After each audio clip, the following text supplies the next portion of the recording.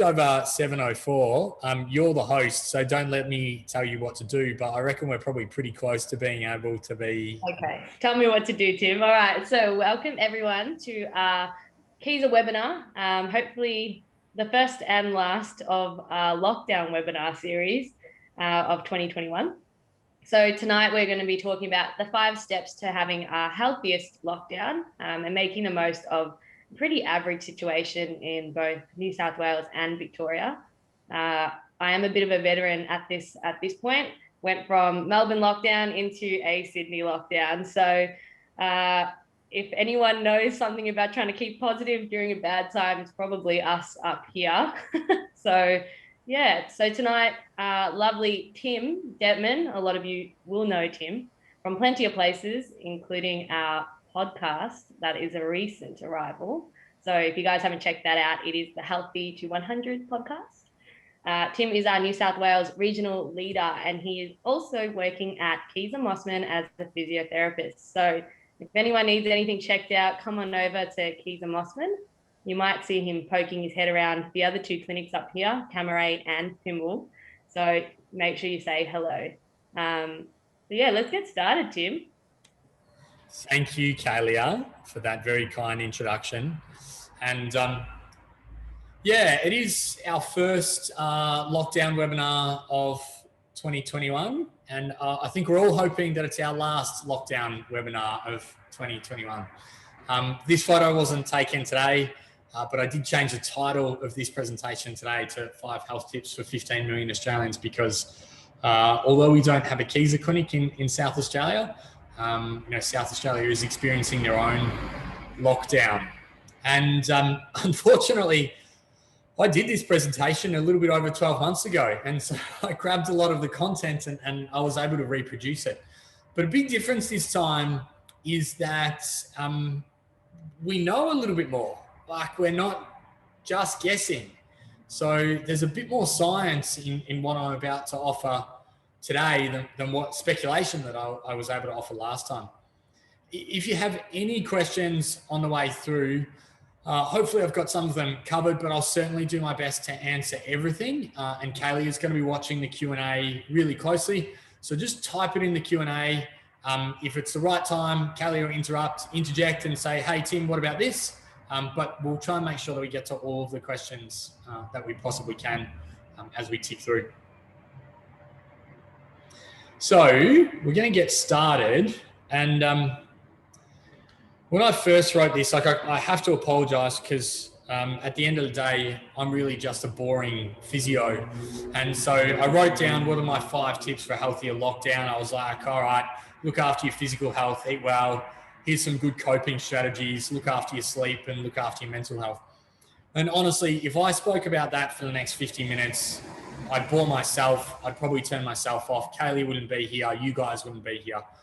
So I had to think about what I really wanted to talk about for the 5 tips of a healthier lockdown.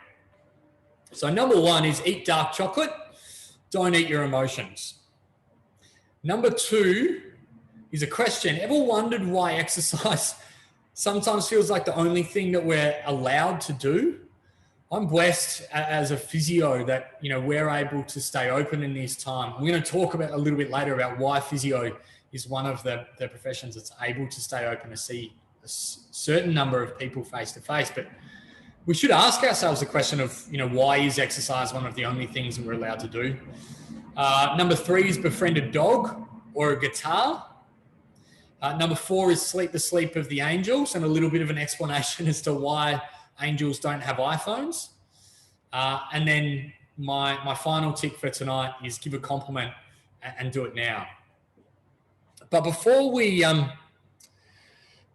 kick off, one of the things that worked really well last year is when we asked a few questions in a poll. So I've just put a poll up on screen. I'd really like if you guys could answer a couple of questions. Just tell me, did your health improve or go backwards last time during lockdown? So that poll should be live for everyone.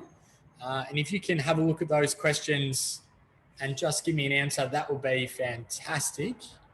We're just going to keep it open for 1 or 2 minutes as you look through. And there's only 4 questions in there, so not too much. You'll be able to get through them pretty quickly. And I think most of them, we might see some pretty similar responses to what we've seen in the research that's been done over the last 18 months. But I think it's nice for both Kaelia and I and all of you guys as well, just to know who's listening tonight. So we're about a minute in and most people have answered at this point. So did your health improve or go backwards last lockdown? At the moment, 60% of people are saying that their health went backwards last time. But in a really nice response, most people aren't too worried about their health during this lockdown, which is good. I would like to be a bit more active in the next month than last month. Yes, 80% of people saying they would like to be, so that's probably not surprising. And then quite a few people that are worried about the health of friends or family members during this lockdown period. So we've nearly got 80% of people who voted now. So just as you're finishing up your answers, I'm going to end that poll. And I'm going to share the results with you. So everyone should now be able to see these on screen. So a little bit over half of people, their health went backwards last year. A little bit over half of people aren't as worried about their health during this lockdown. But most people, vast majority of people would like to be more active. We're going to spend a fair bit of time on exercise tonight. And then almost 50-50 of people who are worried about close family members or friends during this lockdown. So just gives us a bit of an insight about to who's listening. So the final thing that I will try and touch on tonight is the science of why these 5 things will work. So not just theory, but hopefully a little bit of science to it as well. So my number 1 tip was eat dark chocolate, not your emotions. And the reason I've said that is there's a company called Sisu who has health stations right around Australia. And I spoke to Noel Duncan recently, who's the MD of Sisu, and he shared some information with me that the average Australian has increased their weight by 3 kilos. And unfortunately, prior to lockdown and the pandemic, 2/3 of Australians were already overweight. And we speculated some reasons, possibly people are at home and a little bit bored. Definitely people are stressed, financially and emotionally. There's certainly a lot of anxiety around. And also we think that people are being less physically active. So we've spoken a lot about the mental health of Australia, and it's a huge issue, and I'm going to try and address it tonight. But I don't want anybody listening tonight to forget about your physical health as well, because the long-term consequences of us putting on 3 kilos and potentially putting on another 3 kilos in 2021 are huge. So it's something for you to be wary of. And so when you do get stressed, bored, anxious, rather than reaching for sugar, which is what we often do, we reach for the milk chocolate, we reach for the dessert, we look for something that will give us immediate satisfaction. My suggestion is to reach for dark chocolate. So dark chocolate actually has really good evidence to suggest that it can improve your mood. It will stimulate endorphins that are really similar to the endorphins stimulated by exercise and by laughter, 2 topics that I'm going to touch on tonight. But it doesn't have the same effect on your blood sugar levels that something like milk chocolate or your typical sweet dessert might. And whilst dark chocolate isn't the solution to everything, it is a really good example of, hey, if we can make a couple of little decisions about our diet, then perhaps we can, hopefully we can arrest the slide and we don't put in more than 3 kilos. But hopefully we can also start to reclaim a couple of those kilos as well. Because what I want to show you in this next graph here, this is really, really interesting. So Noel gave me Sisu's data back for the last couple of years. And the first thing I want to point out is through 2018, 2019, is you see this slight cyclical change in weight. So 0 in the middle of this graph shows people's weight at baseline. And all of these green lines actually show from previous data prior to 18 how Australia had been losing weight. And what this line shows is that during August and September, i.e. the winter months, Australians were putting on a little bit of weight, so a bit of net gain of weight. And what we expected is to see that cycle continuing to occur. So this has been happening for years and years. We all put on a couple of kilos during winter. It's completely normal. What happened, unfortunately, because of the lockdown, is that basically Australia's weight has gone up consistently. So in these months here, so if you look at February and March 2019, we would expect February and March 2020 to still be coming down. And so we would see a really similar shape again. And unfortunately, Australia just kept putting on weight. The net gain of weight in the million Australians that Noel's tested is 40,000 kilograms, or an average of about 3 kilograms per person. Now you can imagine if we've done that for 1 year, that's pretty bad. So we've missed that cycle of putting on weight and losing weight. But imagine if we go through that for 2 years. And that's why I wanted to show you guys this data. It's the middle of July. It's a horrible day in Sydney. It was way too windy. There's heaps of excuses, heaps of reasons why it would be easy to sit home with a glass of wine, a block of chocolate, and a little bit of ice cream. But we really need to be conscious of this. And we don't need to make massive wholesale changes and pretend that it's summer. But we do need to maintain our physical activity, not only for our immunity, which is really important, but also for these reasons, because as soon as you increase your weight, you become higher risk of diabetes, you become higher risk of cardiovascular disease, you become higher risk of arthritis and many, many other chronic conditions. So fortunately, this next poll is completely anonymous, but I do want to go to a second poll now and just ask everybody in the audience, and don't worry, I promise I can't see anyone's results. I'm really interested from our audience, what percentage of people put on weight in the last 12 months, or let's call it 18 months, the length of the pandemic so far.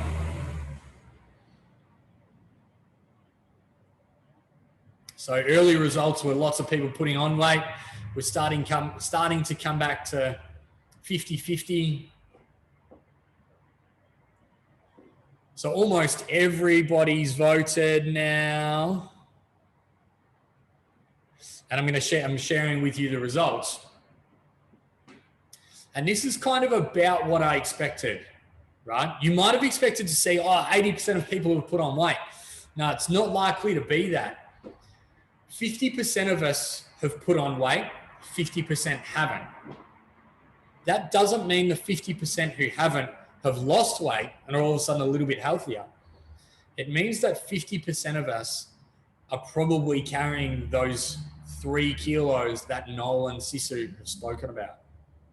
And I don't mean to scare everybody, but that does have implications for people's health going forwards. So those results are pretty much what I was expecting to see tonight, and confirms all of Noel's data. So number 2 tip for living a healthier lockdown is exercise. And the reason that we talk about exercise all the time, and we just can't stop banging on about it enough, is you need to ask yourself, why have Dan and Gladys and even the other state premiers, but obviously most of Kieser is in New South Wales and Victoria, why have they continued to allow us to exercise? And I've put down a couple of the reasons here. Exercise will decrease pain, often can decrease medications, decrease the need for further treatment, and that further treatment could be as minimal as physio and as invasive as surgery.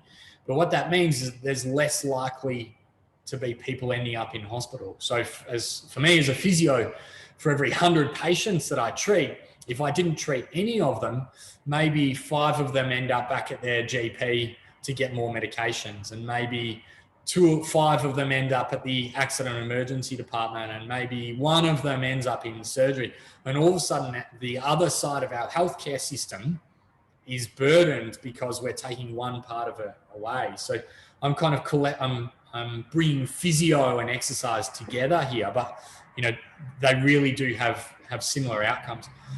You got to think about short-term benefits. So for anybody out there with diabetes or an acute cardiovascular disease along the lines of diabetes, is that exercise will give you short-term benefits of that. But then you also think about the long-term benefits. So strength training and exercise both help with your bone mineral density. If you didn't exercise for the entire length of this pandemic, let's be really extreme, no exercise, 18 months, at the start of it, you had osteopenia. I'll nearly guarantee at the end of it, you're highly likely to have osteoporosis and be at high risk of fractures. And the government cannot have our health deteriorate like that. So yes, I care for you guys as individuals. I always care for my patients as individuals, but we actually have a civic duty to be able to look after our health. It's really important. Australia wasn't the healthiest population in the world prior to this. You need to continue your exercise. There's lots of safe ways that you're able to do it. No form of exercise is irreplaceable. And if you think it is, call one of our EPs, our exercise scientists or our physios, and we'll find a way to show you that they're not irreplaceable. There's always something that we can do. Ooh.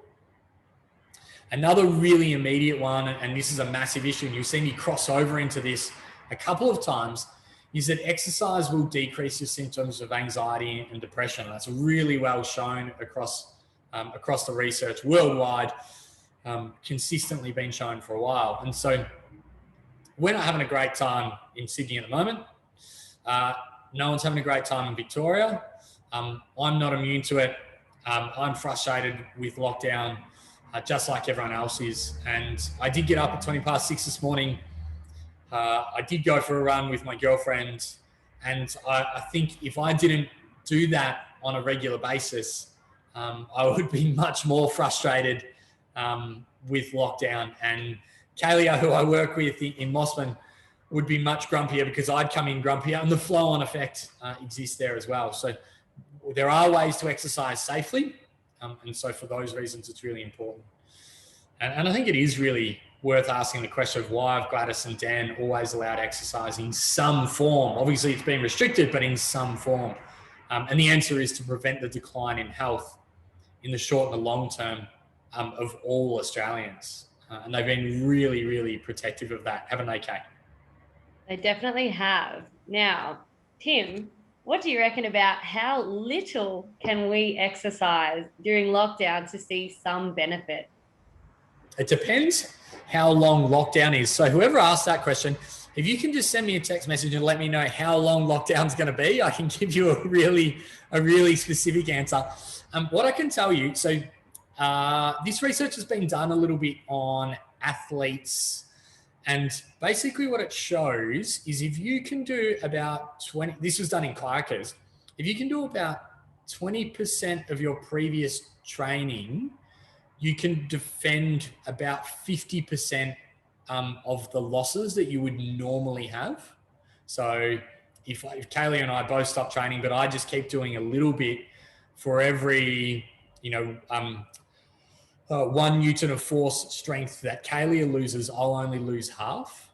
So you don't need to continue to do everything. I think that's really important. But you do need to continue to do a little bit. And the second part of that is that your body will defend specifically whatever you train. So say you're doing a little bit of endurance training and a little bit of speed training, and then come into lockdown and you stop.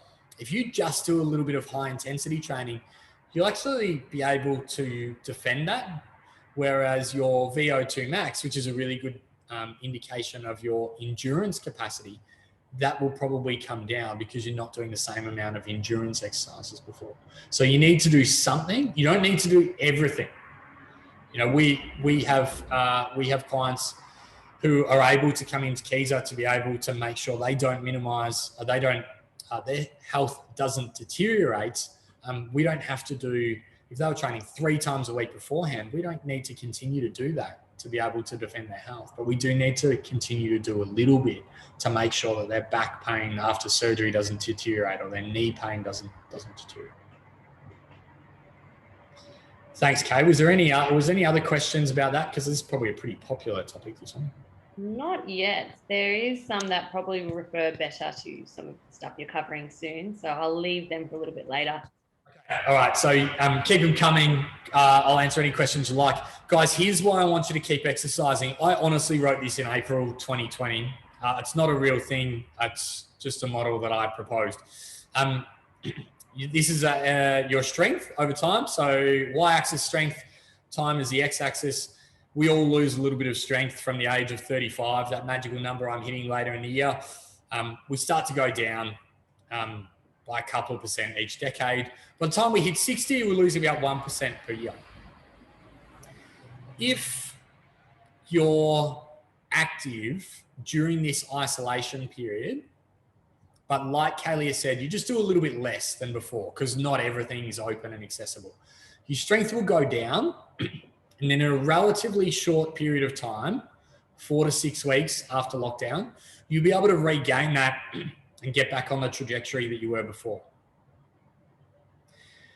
My concern is if that you're inactive, you go completely sedentary, then you'll lose much more strength, much more endurance, much more of the benefits of physical exercise, and you'll find it much harder to recover from them. In fact, you may not recover from them, so you just set yourself a lower baseline. And we've seen this, unfortunately, over the last 18 months of people that continue to be a little bit active during Melbourne's extended lockdown last year. And then when Melbourne reopened again, they were able to get back to where they were before, be that, the weights that they were doing in a Kieser clinic, or whether it was the cycling that they were doing or whatever it was. The people who were really inactive, even at the start of this year, we were still trying to chase those improvements again. So I could not emphasize strongly enough that you just need to continue to do something during this period. And normally the barriers to moving into exercise, you'll see here, the green line is time. That's a massive barrier for younger people. The orange or brownie line is poor health or injury. As we get older, that becomes one of the biggest barriers to exercise. So health and time are a little bit, over the age of 65 becomes a bit of perception as well. But in a pandemic, the barriers to exercise change, and we know a few of these.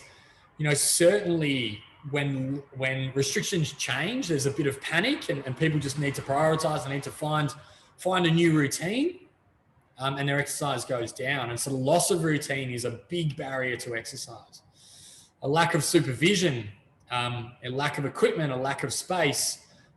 Maybe the Australian discipline gets exposed a little bit. And whilst there's this perception that every park in Australia is full and the Bondi Promenade is full and everybody's out exercising, it's actually not the case. We're seeing this polarization where that active people are getting more active. So they're going from being active 3 to 5 days a week to being active 5 to 7 days a week. But the people who were previously moderately active or inactive are going back the other way. So forget about the photos that you see in the newspaper about, everybody's in the park and everybody's going for a run. It's pretty easy to take that photo. It's just a perception thing. Most people are staying indoors, trying to do the right thing, don't get me wrong. But there's a reason why you're allowed out to do a little bit of exercise, why physio clinics are still able to stay open, because that protection of your physical health is so important. So no exercise is irreplaceable. And unfortunately, apologies for the ambulance that's coming past. Unfortunately, I didn't work this slide out quite perfectly, but treadmill you can replace by going for a walk. Stationary bike, you can just grab grab your own bike. Intervals, you could go up and down hills. You could go up and down stairs, or you could just walk faster or slower, or run faster or slower. Yoga, you could replace with online yoga. Leg presses, you can do as squats. Seated rows, you can do with just a little bit of TheraBand. Tennis, certainly in New South Wales at the moment, tennis you're able to continue. And I picked these two pictures. Reedy's a mate of mine up here in New South Wales, and he's a bit crazy. Reedy did 188 laps of his backyard pool to replicate an Olympic distance triathlon. And I'm not suggesting that everybody needs to do 188 laps of their pool, particularly not in Melbourne in July, but you can replace any exercise. And that picture at the bottom, I've 100% used without permission, because that's my mum in the bottom left corner. That's Brett Long's mum, who's the CEO of Kieser in Australia, in the bottom right corner. And in the top left corner is Dee Scarce, which is Todd's mum, who's the GM of Kieser in Victoria. And the three of those ladies started a exercise class, or we started an exercise class for them on a Friday morning 18 months ago. And it's still going, because their three sons have forced them into it and made it non-negotiable that they attend. And our wonderful team in New South Wales has continued to offer that class to our mums for 18 months. So quick thank you, massive shout out to Jess, Holly, Hazel, Dean, Jesse, everybody who's taken that class at some point. My mum appreciates it, and on her behalf, I really appreciate it as well. But just goes to show that no exercise is irreplaceable. And if you feel like it is, each Kieser clinic, all 19 Kieser clinics that are in lockdown are still open in some capacity. We will definitely take a phone call to talk to you about telehealth. We will definitely take a phone call to talk to you about teletraining at home and give you some advice. And if your health is at risk of deteriorating, then we are able to see certain people face to face. It's worthwhile giving us a phone call, having a chat, and let's talk about how we can help you. Don't go it alone, guys. We'd love to help at this point. So just in further confirmation that you can do your exercise at home, I was sent this video by a Kieser client last year who was doing her normal Kieser routine, but through our app, which actually gives you access to home exercises as well. So we've done everything we can to try and make exercise available to as many people as possible. Kaelia, you've got another question for me? Yes, this one is from Hans. Any special exercises for an 84-year-old? Hans, no special exercises for an 84-year-old, because your muscles and your bones are the same muscles and same bones of a 74-year-old and a 64-year-old, and Kaelia, who's not quite 24, but you're my example of a 24-year-old, Kaelia. Hans, the difference in exercise that we prescribe as people age is we just start at a lower intensity and then we gradually build up. I think I would say for people over the age of 60, one of the most important exercises that you can do is calf raises. So if you're a Kieser member, I've got a J tower just over there. It's where you do your calf raises. Calf raises can be done holding on to something and literally just slowly standing up on your toes, holding it, and slowly coming back down to try and strengthen the muscle of your calf, because your calf gives you over 40% of your propulsion when you're walking, and keeping you being able to walk at 64, 74, 84 Hans is really, really important. So if I could give you one and it was done at home, I'd probably give you the calf raises. And if I could give you one in a Kieser clinic, if you're coming into a Kieser clinic, it would be that exercise over there, the lower back exercise, because if you can keep your lower back strong, you'll find it much easier to be able to do all other activities as well. So there's my two. Apologies, need to skip through this. You don't want to keep watching this video. And the most common response that I get from clients, and I've called heaps of clients during this lockdown just to see how they're doing, is that I just can't get started. And my advice is you just have to break the cycle. You don't have to go and run a marathon tomorrow. You just have to do something. It is physically impossible to take 2 steps at a time. So don't think about where you need to be. Just think about what's the first thing I need to do. Set a goal and tell someone. We know that 50% people are 50% more compliant when they tell someone. Book a walk with a friend. There's a reason that even in New South Wales, in the hardest of hardest lockdowns, the government will still allow us to go for a walk with a friend, because you can remain socially distant, but it gives you a little bit of compliance to go and be physically active. And if you need to book with an EP or a physio, it can, in certain circumstances, be done face to face. And we certainly know that telehealth works wonders. I tossed up whether to put this graph in or not, or this diagram in or not, because the bottom is quite confronting to it. But low activity habits will result in a physical and a cognitive decline. I've barely touched on cognition tonight. The flow on of that is you're more likely to isolate yourself and lose your independence. It will accelerate your biological aging. And yes, exercise will reverse the process of aging on many, many different ways. And it will decrease your quality of life. And you think about that not only over the weeks of lockdown, and hopefully we're talking weeks and not months, but you also think about over the length of your lifespan. So it is really serious that we need to keep exercising. But that's why we're doing it, Kaelia, isn't it? To prevent decline in people's health. With that being said, Tim, Karen asked, what are some good coping strategies for the current lockdown? Yes, we're going to get to that, definitely. And one of them, so 2 of them actually, befriend a dog and a guitar, right? So bad coping strategies. Let's start with bad ones, Karen, then I'll get to the good ones, I promise. Smoking, bad coping strategy. Smoking rates, according to SISU, are on the increase for the first time since 1993. That's a scary statistic, and one we need to be wary of. Alcohol had a 26% increase in retail sales in 2020. Yes, some of that will be because the pubs and clubs were shut down, but part of that also is Australians trying to cope. Smoking and alcohol may not be your coping strategies, but you may have coping strategies that aren't great for your health, so just be wary of it. Screen time, like watching more TV or spending more time on your iPad, is not the coping strategy that you want to use. We already spend 33% of our waking lives on the screen. And social isolation is not a good coping strategy. Physical isolation is completely different to social isolation. If you find yourself retracting from your family and friends, not speaking to people as often, I strongly encourage you to reach out.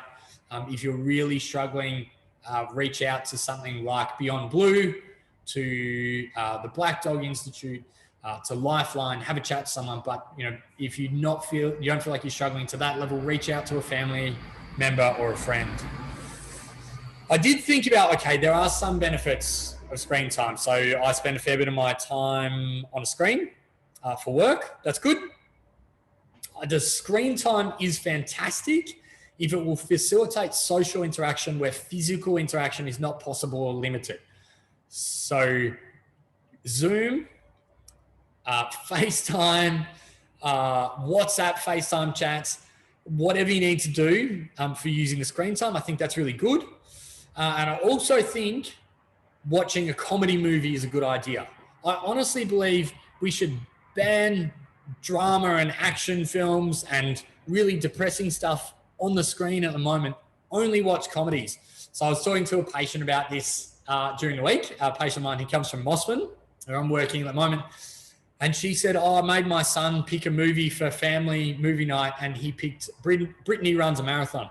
And I have not watched Brittany Runs a Marathon, but Alison assures me that it's funny. It's a good family movie, and it's well worth a watch. So if you're looking for a comedy, start with Brittany Runs a Marathon.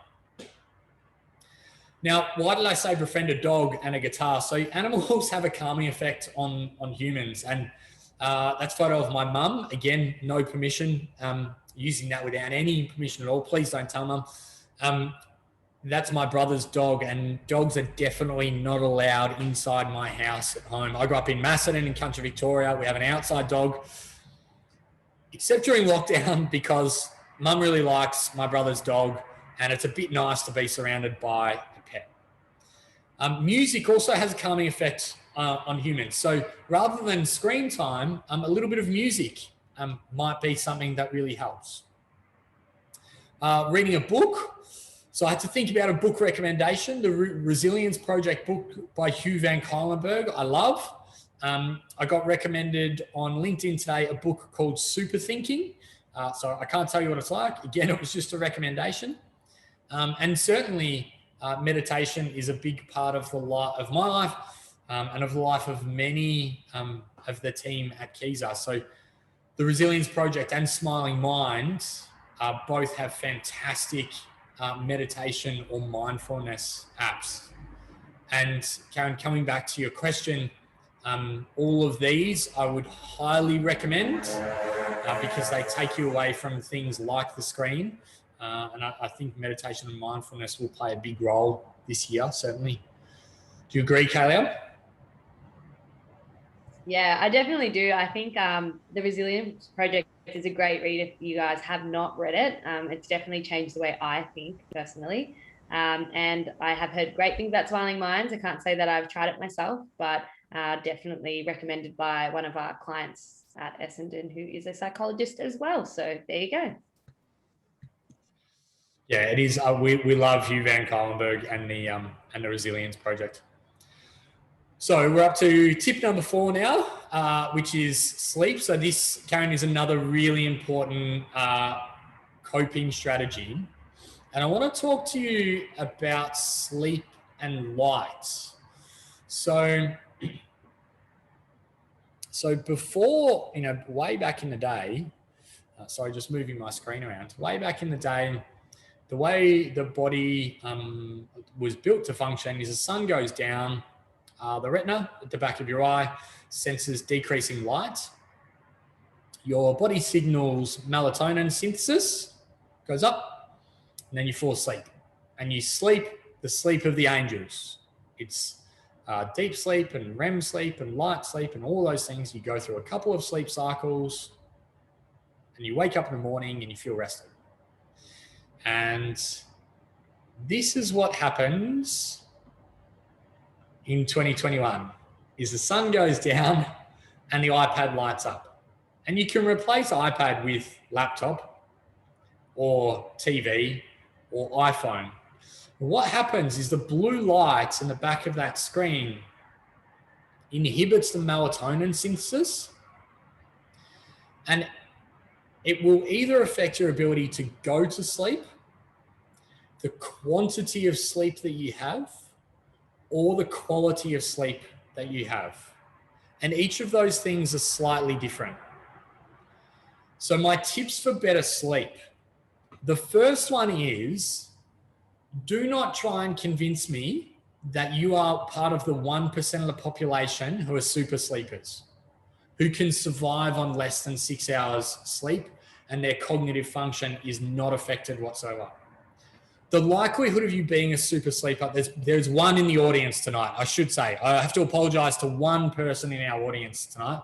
We've got about 100 people on, and I owe one apology because there's going to be one super sleeper there.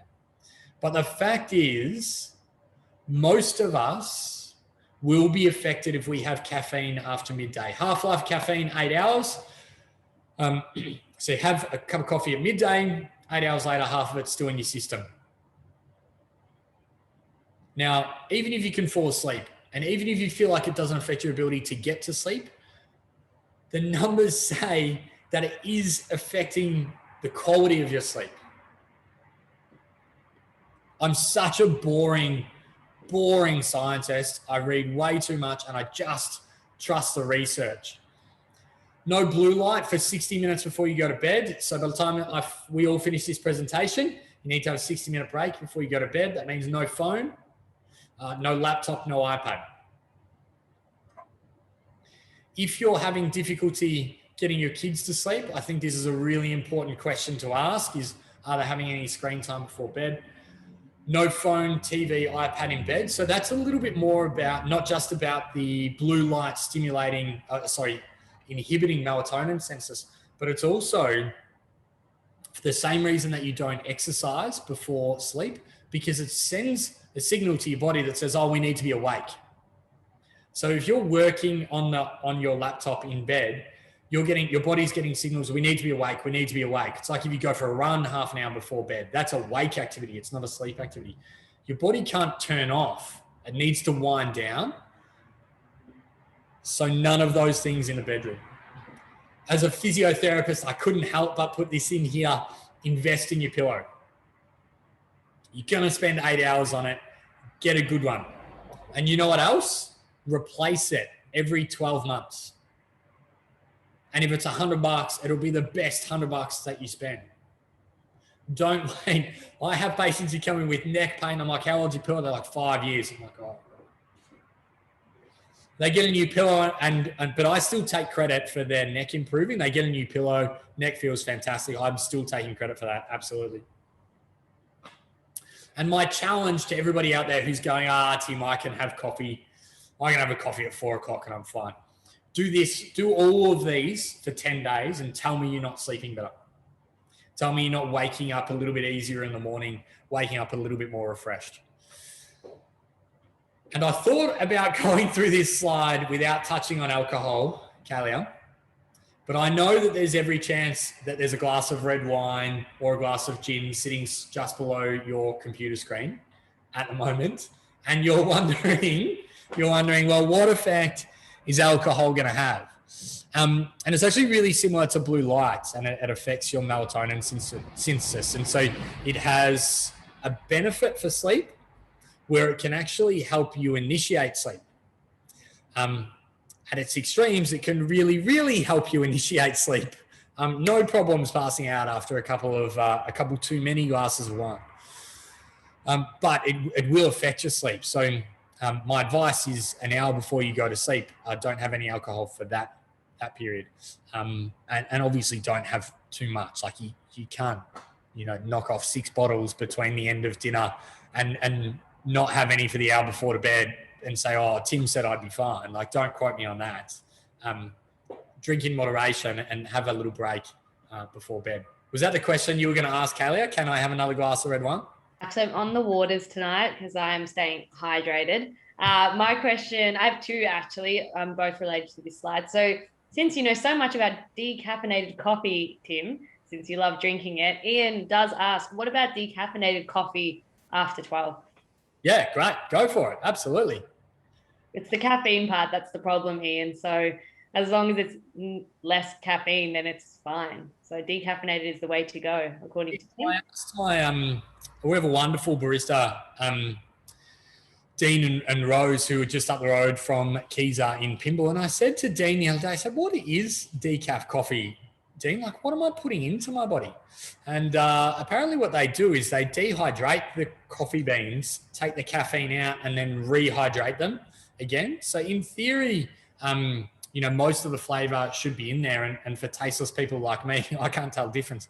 I stick. Actually, sorry, Tim. It's actually 3% caffeinated. So it's 97% taken out pretty much. So it's only 3% of caffeine in there. So tiny little bit. Yeah. And do you have a question, Kate? Yes, the other question comes from my sister. Any pillow recommendations? Yeah, firstly, I have no connections to a pillow company, although if Denton's Pillows want to send me a couple of freebies, because I've been recommending these guys for years. There's a company called Denton's, Dentons. They have a couple of different styles. Basically, if you sleep on your side, you need a side sleeping pillow, which is thicker, because if you sleep on your side, you need to cover this distance from your cheek to the edge of your shoulder. So it's quite thick. If you sleep on your back, you just need to cover the distance from the back of your head to the bed. So you need a much thinner pillow. So know if you're a side sleeper or a back sleeper. Side sleeper thick, back sleeper thin. My personal pillow is called a multi-profile pillow from Denton's, because I like roll around all the time and I'm moving. Sometimes I'm sleeping on my back and my side. And yes, I'm a physio that sleeps on my front sometimes as well. But the Denton's guys, and they're about 80 to $100. Hopefully they're free for me after this. I don't know if anyone from Denton's is listening. Hopefully they are. Ingrid asks, what about Temport pillows? Do you know anything about their pillows? So the research on the evidence on pillows says sleep on your side, get a thick one. Sleep on your back, get a thin one. The material used, pick the material that you like. That's it. Soft, hard, down, tempura. Just pick the material that you like. And don't listen to anyone that tells you that they've got the most amazing pillow in the world. If they do, tell them to send me a freebie, because I haven't found it yet. All right. Number 5. And I think this is really important. And it wasn't my original area of expertise, but it's certainly becoming an area that I care much more about in the last 18 months. I think we've had to. Physical isolation is important. And we all know enough about how contagious corona is, that physical isolation absolutely plays a role. Nobody ever asked you to socially isolate, and it's not healthy for you to socially isolate. So if you need to stay at home, which we should be doing in Victoria and New South Wales at the moment, make sure you use your phone a little bit more to call people. Make sure you connect with people from the outside. Make sure you go for a walk.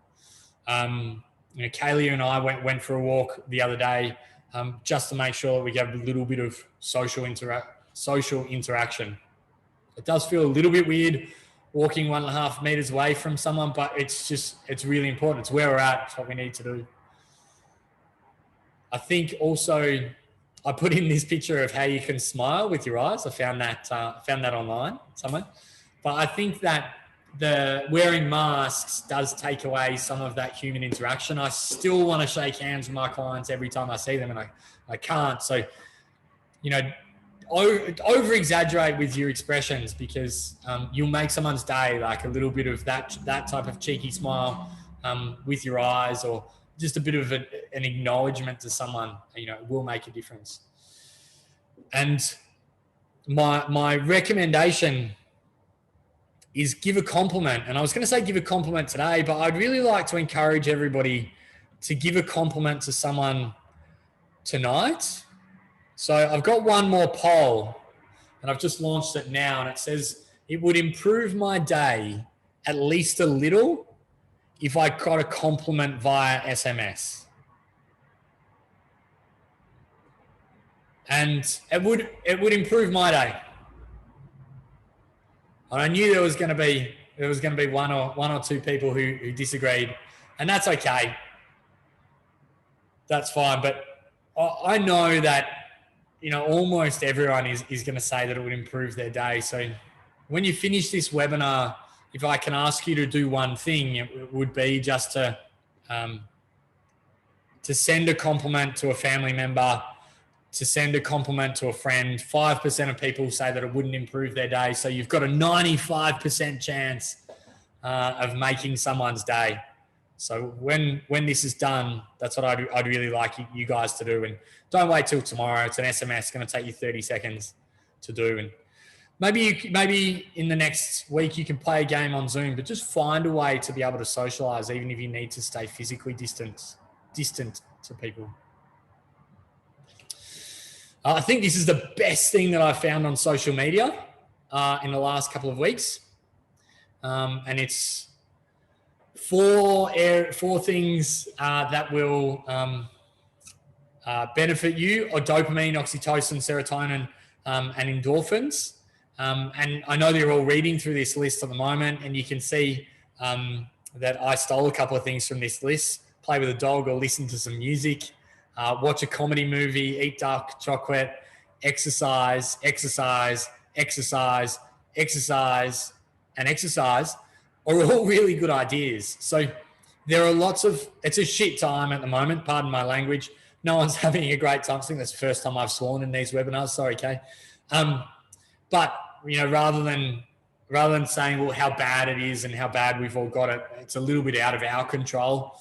What we can do is take all of these steps, like when it's sunny, get a little bit of vitamin D, and you can do all of those things safely, and maturely thinking of others. Kay, did you have something you wanted to throw in there? This is a little bit of a backtrack. Do you have any recommendations about in regards to sleep mattresses? Is there really much studies or evidence around the mattresses? No, there's not. It's like we could do a whole webinar on this. There's not anything definitively that says this is the best type of mattress. There's a lot of really good theory out there. There's also a lot of really good marketing out there, and I'd be really wary of that. As a physio, I can't see any potential benefits of a really soft mattress. And you won't win an argument with me saying that a soft mattress is going to be best. So I recommend a medium to firm. I sleep on a firm mattress myself. And then what material it is, that kind of comes down to you. But yeah, I apologize. I can't give a really definitive mattress recommendation. I think if you get a firm mattress and the right type of pillow, there's a whole heap of combinations that you can get, and you certainly don't have to spend $10,000 on a mattress to get the right one. So I got a couple of bonuses for you because we're 4 minutes left. Start shooting through those questions if you've got any. So my number one obviously has been look after yourself. Like, be physically active, eat well, stay socially connected. Those things are really, really important. I won't shy away from, I'm a really big supporter, or a really big believer in support local. I walk up to the local coffee shop and I get a decaf coffee every day. And I do that just as a little bit of support of local. A quick and collected a pair of running shoes from a local sports shop, because that's just a little way that I'm able to support. And so a couple of support local things you might be able to do is listen to our podcast. If you're not sick of my voice, Healthy2100 is a really awesome podcast that we've just started, talking to people about the things that they're doing to stay healthy. So we're not picking elite athletes. We're picking people who might have been elite athletes, or people who are experts in the area. So I did one last week with Troy DeHaas, who used to be the director of sport for BMC Racing in the Tour de France. So we spoke a little bit about Tour de France, but then we spoke about his career as an orienteer and, how his philosophies on staying active as he gets a little bit older. So half an hour episodes. We did one with Steve Monaghetti, which was awesome as well. Recorded one today about back pain. So you'll find something in there that's interesting. And I think that supporting your local restaurant is a really good idea. I get takeaway every Friday night from a slightly different restaurant in Bondi. And then I post it on social media just to give them a plug if I can. Support your local coffee shop. Like, these are guys who are doing it really tough at the moment, as we all are. But I think there are little things that we can do to support others at this time. And Kieser's not immune from that.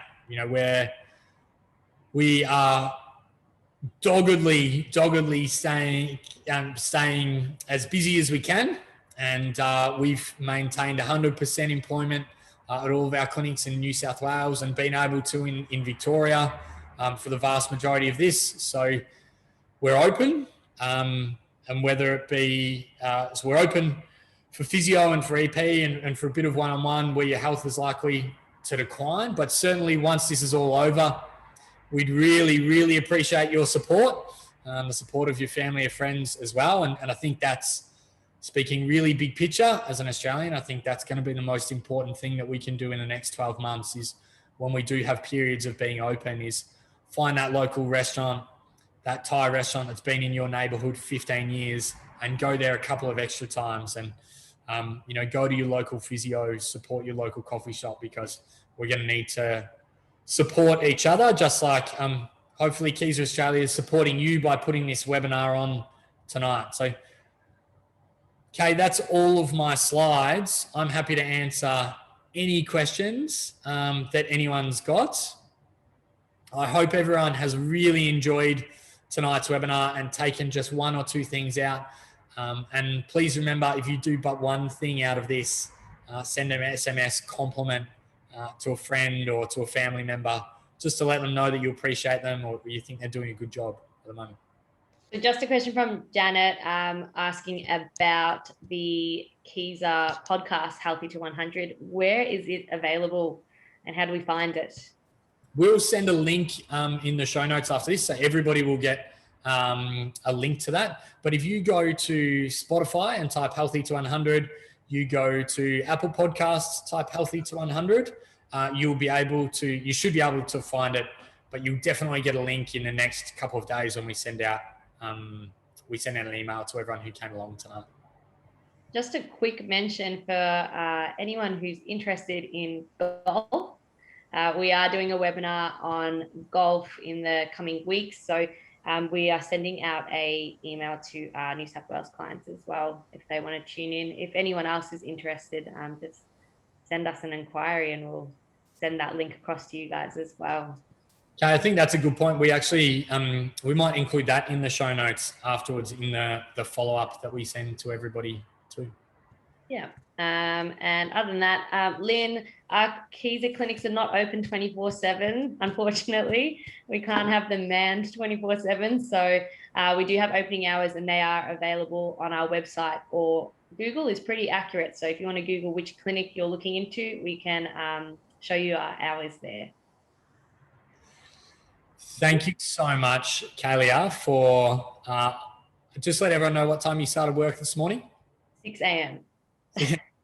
Doing this, having started at 6 a.m., I think Kaelia is a really good example of how amazing our team is at Kieser Australia, and the only reason that we find ourselves in the position that we are and able to offer to you guys what we're able to offer tonight is because of the amazing team that we have. So, Kaelia, thank you. You're an amazing team member, and I'm not going to send you an SMS. I'm going to say... I think that was enough. Thank you, Tim. I appreciate it. I'm glad to help out and try and bring some positivity to people during our lockdown. So that's a big takeaway is, lockdown sucks. It's not going to be the greatest time of our life, but there are lots of things that we can do to stay healthier. So thank you very much for tonight, guys. Good luck. Stay safe. Look after yourselves. And we will be in touch with our golf webinar and with the Healthy2100 podcast. Speak soon.